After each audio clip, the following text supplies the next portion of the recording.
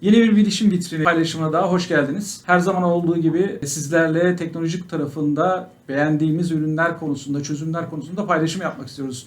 Bildiğiniz gibi ben LTS'den Serhat Akkalyoncu.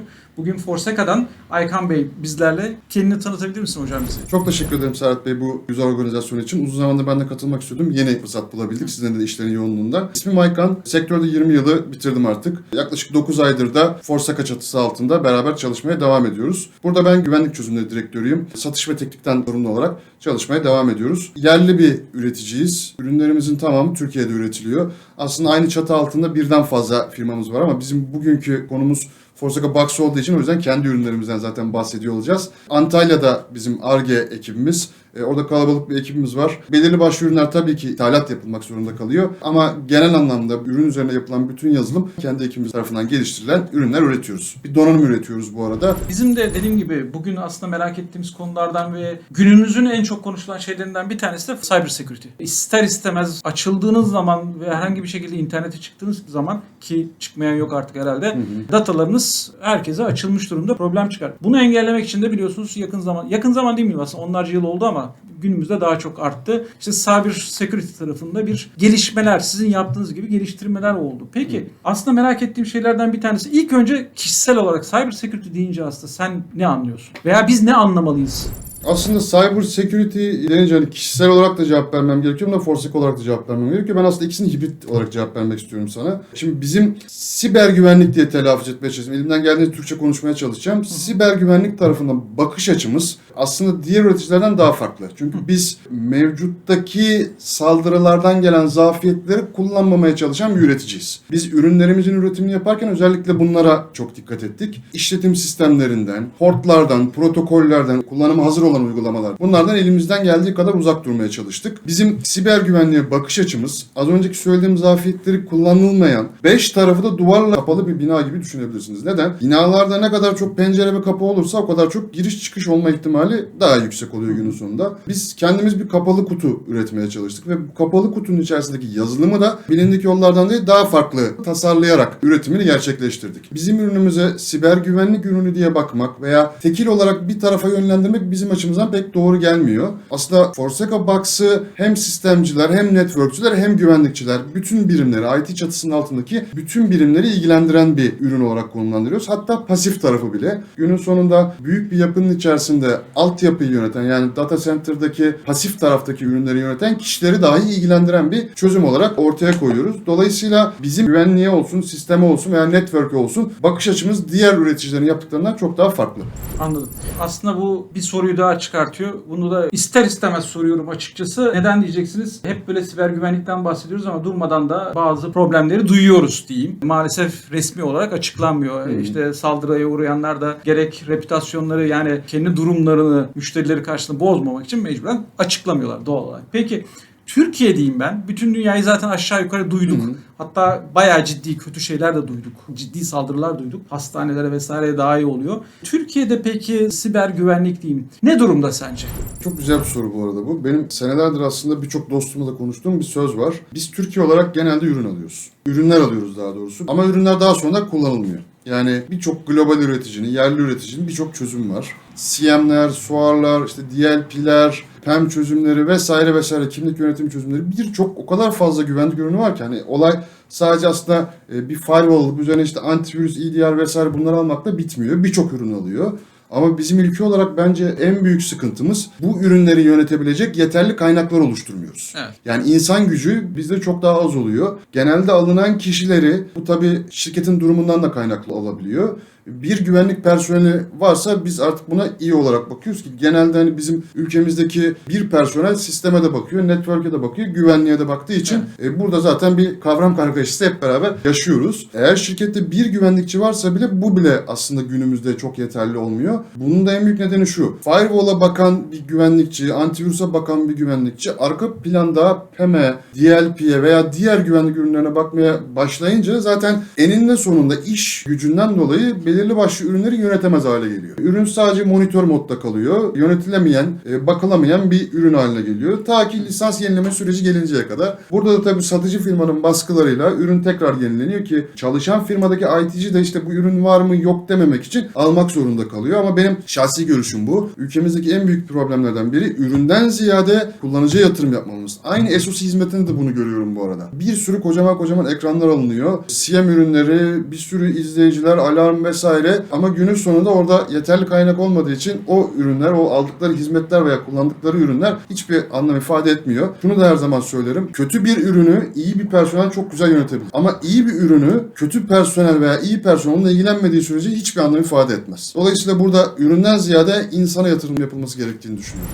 Katılıyorum gerçekten. Aslında bu her şey için geçerli. Şimdi siber güvenlikten bahsederken tabii bizim de çalıştığımız bir çözüm var. Yurt dışında var, Türkiye'de var. Basit bir soru olacak ama muhtemelen açıklaması zor bir soru olacak. Bir sürü siber güvenlik firması var. Neden Forsaca Box olsun, neden Forsaca?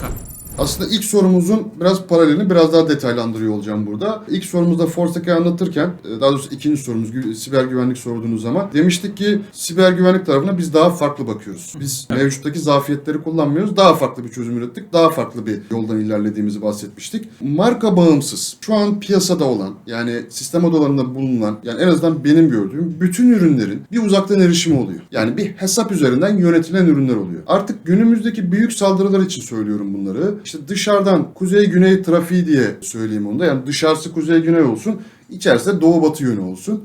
Dışarıdan gelen saldırılar artık işte ben firewall'u atlatayım, oradan içeride başka bir ürüne geçeyim, oradan bilmem neye gideyim. Bu şekilde olmuyor. Bu saldırı tipleri artık çok demode, çok eskide kaldı. Bunları zaten büyük kurumlarda bunların yapılması çok zor. Çünkü katmanlı birçok ürün bulunuyor. Her bir ürünün farklı yerlere geçilmesi vesaire bu çok daha zaman alan bir süreç veya imkansız hale getiren bir süreç oluyor. Günümüzdeki saldırılar kullanıcı hesaplarını alarak zaten ilerliyorlar. Veya işte mail aracılığıyla veya işte USB'den offline aracılığıyla yani gibi birçok fiziksel veya internet üzerinden gelen saldırılar ama kullanıcı hesapları veya mail üzerinden veya farklı yollardan gelen saldırılar olarak gözüküyor. Saldırgan ürünü hacklemek yerine ürünü yöneten kişinin hesabını hackliyor. Bu onun için çok daha karlı oluyor aslında. Yani o kişi çünkü sadece bir tane ürünü yönetmiyor. Belki hacklediği hesap Active Directory'yi yönetiyor. Belki firewall'u yönetiyor. Belki başka bir şeyleri yönetiyor ama bir tane değil. Birçok ürüne dokunabiliyor. Zaten konu Active Directory'ye kadar gittikten sonra herhangi bir kullanıcı oluşturabilir veya herhangi bir kullanıcının hesabını kendi kullanabilir hale geldikten sonra durum çok farklı bir hal alıyor. Buradaki kullanılan two-factor authentication'lar, farklı katmanlar, farklı güvenlik kısıtlamaları da buna yeterli olmuyor. Çünkü burada da sosyal saldırı diyeyim bu kısma. Daha farklı bir tabir var ama ben burada Türkçe olarak sosyal saldırı diye bunu hitap edeyim. Kurumda çalışan kişiyle fiziksel olarak arkadaşlık kurup kişinin telefonunu veya şirket bilgisayarlarını vesaire bunları da yönetebilecek hale gelerek tamamen planlı aslında hem dışarıda fiziksel olarak hem de kurumun içerisinde yaydıkları bir zararlı yazılım aracılığıyla çok farklı saldırılar verebiliyorlar. Dolayısıyla kullanıcı kimliği saldırısı bizim için önemli kriterlerden biri olması gerekiyor artık günümüzde. Bizim en büyük avantajımız bu. Bizim Forsaca Box olarak bizim ürünümüze uzaktan bir erişim yok. Tamamen fiziksel bir güvenlik sağlıyoruz. Bizim zaten slaytlarımda veya benim her gittiğim konuşmada söylediğim bir konu vardır. Bunu networkçüler çok daha iyi bilir. 7 katmanlı bir OSI katmanımız vardır. Birinci katmanı fizikseldir. Geri kalan katmanlar farklı isimlendirilir. Ama hepsi iletişimle alakalı veya uygulamalarla alakalı katmanlardır. Biz sadece fiziksel katmanda çalışıyoruz. Biz sunucu üretiyoruz hala da. Farklı size'larda 2U'dan 6U'ya kadar belirli başlı sunucular üretiyoruz. Bu sunucularımızın tamamında aynı anakartı kullanıyoruz. Yapı olarak da şu şekilde çalışıyoruz. Aslında nasıl bunu az önceki söylediğim zafiyetlerden uzak durduğumuzu anlatmaya çalışacağım. Yapı olarak da şu şekilde çalışıyoruz. Bir sunucu içerisinde 2 tane farklı fiziksel alan kullanıyoruz. Birinci fiziksel alanın üzerinde aslında diğer yapıların kullandığı zafiyetleri taşıyoruz. Nedir zafiyetlerimizin başında? Bir Linux işletim sistemimiz var. Bunun arka planda Debian kernel'ı çalışıyor. Bunun üzerine yine 2 tane zafiyetimiz var. O da nedir? Samba ile NFS servisleri. Bu alanda bize kurumda olan herkes veriyi gönderebilsin diye. Yani bizim aslında temel amacımız veri koruma sağlamak. Data protection, veri koruma. İngilizcesi, Türkçesi de bu şekilde telaffuz edebiliriz. Birinci alandaki zafiyetler üzerinden veri alıyoruz aslında. Ki buradaki belirttiğim zafiyetler aslında mevcut kullanılan ürünlerdeki zafiyetlerle benzer zafiyetler. Çünkü bunlar aslında az önce söylediğim 5 tarafı kapalı olan binanın kapıları, pencereleri oluyor. Kullanılan bu zafiyetler. Birinci alana data geldikten sonra biz buradaki datayı kendi belirlediğimiz bir süre içerisinde tamamen zaten bizim ürünümüz burada devreye giriyor. Kendimizin tasarladığı makine diliyle yazılmış farklı bir katmana taşıyoruz aynı sunucu içerisinde. Ama burada şöyle bir kıstas var. Aynı sunucu içerisinde bu 2 alan birbirinden bağımsız işlemci kullanıyor ve birbirinden bağımsız fiziksel olarak bunlar birbirinden ayrı olan 2 farklı disk alanı konumlandırıyoruz. Yine kullandığımız kullandığımız anakartta 6 katmanlı farklı bir mimarda yine kendimizin oluşturduğu farklı bir anakart olarak kullanıyoruz. Birinci alandan biz ikinci alana datayı geçirdikten sonra ikinci alanda hiçbir zafiyetimiz kalmıyor. Orada bir işletim sistemi kullanmıyoruz. İşletim sistemi kullanmadığımız için ransomware olur, malware olur veya yarın bir gün farklı exploit'ler yazılabilir, farklı bir zararlar gelebilir. Çalışabileceği bir ortam olmadığından dolayı bulunduğu yerdeki verilere kabuklama yapamıyor. Yani encryption yapamıyor. Dolayısıyla hiçbir dataya orada zarar veremiyor olacak. İkinci olarak uzaktan erişim yok. Verileri koruduğumuz alanda bir IP, port, protokol uygulama hiçbir şey yok. Tamamen kullanılan zafiyetlerden izole bir alanda verilerin korumasını sağlıyoruz. Verileri dışarı çıkarmak istediğiniz zaman veya veriye ihtiyacınız olduğu zaman veya cihaz üzerinde bir değişiklik yapmak istediğiniz zaman az önceki söylediğim OSI katmanındaki fiziksel katmana dönmeniz gerekiyor. Cihazın yanına gidip bir yönetim konsolumuz var. Yönetim konsolumuzu USB'den bağlayıp USB konsol üzerine komut vererek dataları dışarı çıkarabilirsiniz veya cihaz üzerinde herhangi bir ayar işlemini yine cihaz üzerinden devam ettirebilirsiniz. Şimdi biz ürünümüzü böyle anlattığımız zaman bazı müşterilerimizde şöyle bir yanılgı düşebiliyor. Ben her seferinde dataya ihtiyacım olduğu zaman data center'a gidip USB'den sizin cihazınızı takıp o şekilde veriyi geri mi döndürmem gerekiyor gibi bir zerzeniş veya talep alabiliyoruz. Biz de diyoruz ki hayır, her seferinde bize gelmeniz gerekmiyor. Çünkü bize zaten çok fazla gelmemeniz gerekiyor. Eğer bize çok fazla geliyorsanız içeride farklı bir sıkıntı var demektir. Ne gibi farklı bir sıkıntı var demektir? Şimdi zaten bütün müşterilerin, gittiğimiz çoğu müşterilerin SMB olsun, mid olsun, işte enterprise olsun fark etmiyor. Hepsinin bir backup yazılımı var. Backup yazılımının arkasında bir storage var. Genelde veya o işte sunucuları storage haline getiriyorlar veya klasik storage alıyorlar. Bu kısımları zaten bu yapıları devam ediyor. Biz buradaki dönen dataya sıcak data diyoruz. Yani sizin saatlik 15 dakikalık backuplarınızı veya kritik datalarınızı buraya gönderip aynı şekilde oradan hızlı bir şekilde geri dönüş sağlayabilirsiniz. Bizim amacımız zaten sizin buradaki iki tarafınızda bir problem olursa bize gelin diyoruz. Yani kullandığınız ürünler zafiyetli ürünler çünkü credential'ları var, işte uzaktan erişim var vesaire. Bizim bu kadar kapalı kutu olmamızın ve bizden datayı zor almanızın nedeni de bu zaten. Biz bu zafiyetleri kullanıyor olsaydık, ben de size datayı yine aynı şekilde network üzerinden sağlayabiliyor olsaydım, aynı zafiyetler bende de oluşuyor olacaktı. Dolayısıyla biz bu zafiyetlerden kurtulabilmek için tamamen offline çalışan bir yerde datanın korumasını sağlıyoruz. Sürekli bize gelmeyin, siz sıcak işlemlerinizi mevcut kullandığınız tarafta devam edin. Bizi en son noktaya güvenlik kalkanı olarak, son nokta olarak bizi tutun diyoruz. Hakan, hakikaten yani aslında herkesin dertleri konusunda da birazcık bilgi de paylaşmış oldunuz. Şimdi şeyden bahsettiniz zaten, uzak erişim olmadığı için aslında bir güvenlik seviyesi koyuyorsunuz. Bir de aslında sorular hazırlarken bunu şey yapmamıştım ama biraz önce anlatırken bana dikkatimi çeken bir nokta vardı. Onun üzerinden bir daha geçelim. Şundan bahsetmiş, ben bazı kullanıcılar oluşturuyorum ama birisi oturup da o kullanıcılarda bir sıkıntı yapmaya kalkarsa, yani e-mailiniz kullanıcıyı silmeye yapar. Benim bir önlemim var, bir uyarı sistemim var demiştin. Aslında orada şu soru aklıma geldi. Yetkilendirme, aslında buraya da notumu aldım. Yetkilendirme, bilgilendirme nasıl hallediliyor burada aslında? Şöyle yapıyoruz orada da. Cihaz üzerinde ilk kurulum aşamasında cihazı istediğimiz kadar kişinin e-mail adresini tanımlayabiliyoruz. Bu tanımladığımız e-mail adreslerinden herhangi bir tanesi cihaz üzerinden silinirse yetkili bir kişi tarafından, eklenen kişilere yine mail gitmeye devam ediyor. Örnek veriyorum, çalışan bir IT personeli IT müdürüyle kavga ediyor. Kötü niyetli bir IT personeli olduğunu varsayalım. Cihaz üzerinde de belirli başlı manipülasyonlar yapmak istiyor. Gidiyor IT müdürünün mail adresini siliyor. Belirli bir süre boyunca IT müdürüne mailiniz silinmiştir diye bilgilendirme yapıyoruz. İlave olarak cihaz üzerinde 9999 tane paylaşım alanı oluşturabiliyoruz. Bu oluşturduğumuz paylaşım alanlarına da farklı yetkilendirmeler yapabiliyoruz. Yani veriyi gönderecek alana, örnek veriyorum, birden fazla backup yazılımı olduğunu düşünelim, yedekleme yazılımı olduğunu düşünelim veya birden fazla içeride yapı olduğunu düşünelim. Farklı bir database'den aldığı veriyi farklı bir klasöre, farklı bir credential'la, farklı bir database'den aldığı veriyi de yine farklı bir klasöre, yine daha farklı bir credential'la gönderimini sağlayabilir. Burada ufak bir not daha düşeyim. Yeni versiyonla beraber CM entegrasyonu da gelmiş oldu. Dolayısıyla buradaki tanımladığımız loglar ve bilgilendirmeleri de CM'de yazılabilecek kolay korelasyonlarla oradan da alarmlarını kendi müşteri çekiyor olabilecek. İki sorum daha olacak aslında bu konuda. Herkesin zaten muhtemelen merak ettiği şeylerden bir tanesi regülasyonlar, biliyorsun. Sağ olsun her gün yeni bir regülasyon geliyor. Regülasyona da regülasyon geliyor. Bu konuda mesela Forseka baksa ne kadar güvenebiliriz? Aslında bizim için önemli bir nokta burası. Çünkü KVKK olsun, GDPR olsun, PCI DSS'ler olsun, HIPAA'lar olsun vesaire fark etmiyor. Yani hem global olarak hem lokal olarak birçok regülasyonlar var sizin de söylediğiniz gibi ama bu regülasyonların hemen hepsinde şunu söylüyor. Verilerinizi network'ten ayrı bir yerde izole edin diyor. Biz belki fiziksel yedeklilik olarak offline çalıştığımız için bunu sağlayamıyor olabiliriz. Ama buna ihtiyaç var mı? Aslında bunu bizim topolojimizden anlayabilirler. Neden? Bizim çünkü aynı data center içerisinde tuttuğumuz verileri uzaktan erişim sağlayamadıkları için aslında network'ten izole olarak tutmuş oluruz. Yani bizim cihazımıza bir zarar verilebilmesi için fiziksel olarak gidip cihazın parçalanması, disklerin sökülmesi vesaire bu şekilde bir zarar verilebilir durumdayız. Bunun haricindeki diğer regülasyonla alakalı isterlerin tamamını karşılıyoruz. Anladım. İş ortaklarıyla nasıl çalışıyorsunuz peki burada?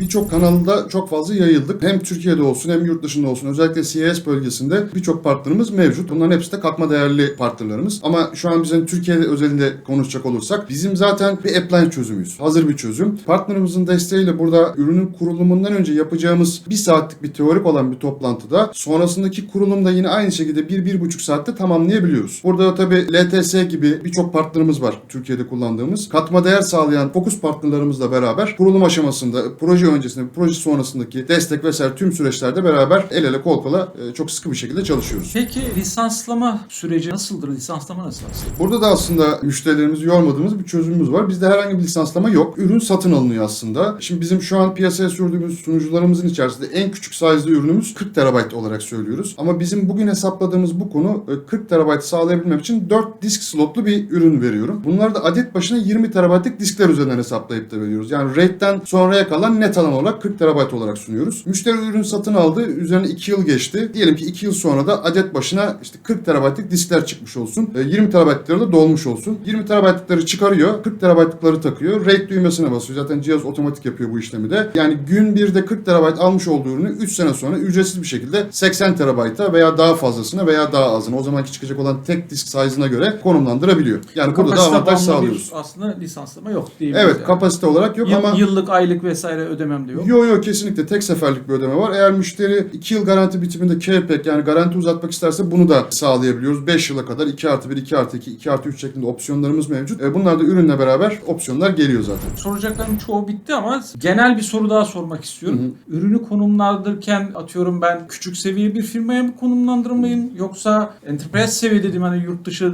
tabiriyle kurumsal daha büyük böyle atıyorum bir banka bunu kullanabilir mi sizce? Kesinlikle kullanabilir. Ben partnerlerime gittiğim zaman Aykan biz hangi müşterilere gidelim dediğim zaman sizin sorunuzu sorduğu zaman şu cevap veriyorum. Günümüzde aslında bir bakkalın bile bir datası var. Yani sokaktaki bakkalın bile bir datası var. Datası nedir? Defter üzerinde tutar. Defter kaybolursa alacağını vereceğini bilmez. Dolayısıyla sıkıntıya girer. Bizim ürünümüz veri koruyor. Eğer ki veriniz kıymetli değilse bizim ürünümüzü almayın zaten. Ama verisi kıymetli olmayan söylemeyeyim bakkalın bile verisi kıymetli olduğu için verisi kıymetli olmayan hiçbir müşteri yok. 40 TB'dan tek sunucu üzerinde şu an için 1.05 PB'a kadar ölçeklendirme sağlayabiliyorum. Son kullandığım ürün 6 oluk 60 disklik olan ürünümü yatay büyüme yaparak 6.3 PB'a kadar çıkartabiliyorum. Ama tek bir cihazda bile sunduğum 1 PB'lık alan zaten birçok müşteri yeterli olan bir alan olarak görüyoruz biz. Genelde de zaten gittiğimiz enterprise segmentte bile bu ölçekte çok az müşteri görüyoruz. En azından benim konumlandığım alan olarak. Ama tabii bu müşteri değişir. Belki geleceği düşünebilir. Dolayısıyla bizim gün birde en küçük müşteriden en büyük müşteriye kadar verebileceğimiz hizmetimiz, sunucularımız hazır. Dolayısıyla sektör bağımsız, müşteri bağımsız herkes bu ürünü kullanabilir. Yanlışsam lütfen düzelt burada aslında. Şöyle bir yorum yapacağım. Biraz önce konuşurken de şey yaptım. Söylediğim şeyi söyleyeceğim. Sizin backup sisteminiz çalışmaya devam ediyor. Aslında Forsaca burada sizin için kritik backup'ın aslında tamamlayıcısı olarak görev yapıyor. Diyebilir Doğru, miyim? kesinlikle doğru. Yani uzaktan erişim olmayan bir zafiyet barındırmayan ve verileri hızlı ve güvenilir bir şekilde kesin alabileceğiniz bir çözüm sunuyoruz. Yani